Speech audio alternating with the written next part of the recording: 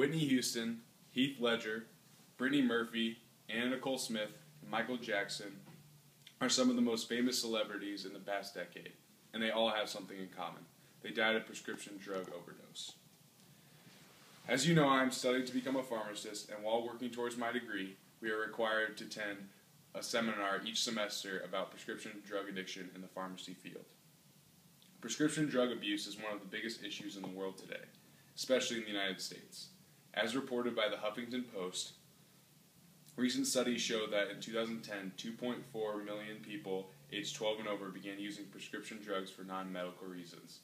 This adds up to almost 6,600 people per day. Today I would like to convince you of the negative effects of prescription drug abuse and addiction, the health effects, costs, and family issues that may occur. Let's start by discussing the health effects. When prescription drugs are used for non-medical purposes and are abused, they can lead to substantial health effects. Stimulants, or substances that raise levels of physiological or nervous activity in the brain, have profound effects. According to the Department of Health and Human Services, stimulants can elevate blood pressure, increase heart rate and respiration, cause sleep deprivation, and elicit paranoia. With continued use and lighter dosage, stimulants can cause irregular heartbeat, heart failure, and even seizures. Opioids, also known as painkillers, such as OxyContin, Vicodin, and hydrocodone, can cause depressed respiration and even death if taken in large dosages. Anti-anxiety medicines, such as Xanax, can induce seizures when chronic use suddenly stops, which causes a sudden rebound in brain activity. Now that we have seen the negative health effects, let's look at the costs of this addiction. Prescription drugs today are often readily available because they are covered by insurance completely. Of the employed population with health insurance coverage, well over 90% are offered coverage for prescriptions. Individuals with more generous insurance plans tend to buy more drugs, as reported by Arlene Leibovitz, Willard G. Manning, and Joseph P. Newhouse, authors of the article, The Demand for Prescription Drugs as a Function of Cost Sharing. This allows those who are addicted cheap and easy access to pills, which can further fuel their addictions. Drugs such as OxyContin can cost up to almost $700 for a 30-day supply, according to RxQuotes.com.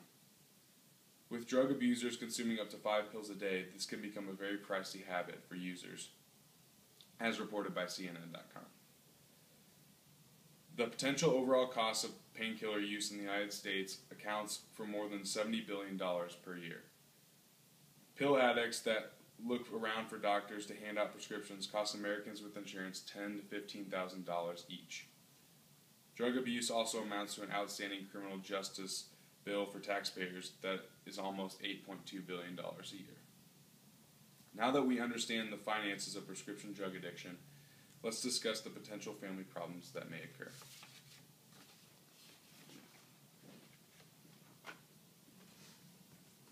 Prescription drug abusers may have family issues because of their habit. Substance abuse often triggers violent encounters with family members and can lead to physical or sexual abuse. This negatively affects family members, especially children, and can lead those members to addiction themselves. It can also lead to severe depression and suicidal thoughts. Statistics completed at the University of California and Chapman University reveal that couples who struggle with drug abuse are more likely to divorce than couples who do not, even though the marriage rate is the same for both. In conclusion, you were able to hear about the negative effects of prescription drug addiction, the health risks, the finances of addiction, and the family issues. While prescription drug abuse and addiction is a major problem in the United States, we can support different programs and treatments so that this problem is greatly reduced.